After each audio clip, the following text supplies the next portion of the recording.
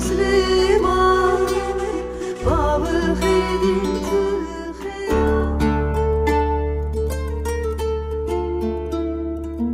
dağlar dik çeşmeler kuru, dağlar dik çeşmeler kuru, yarimin benzi çok sarı. Kuyu mor demozere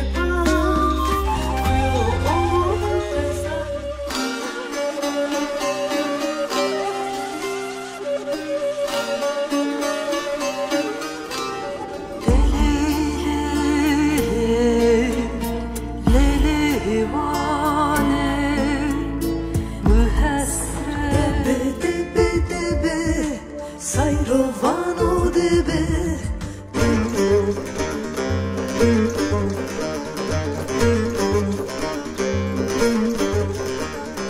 bütün insanlardan arzumuz vardır, insan birliğine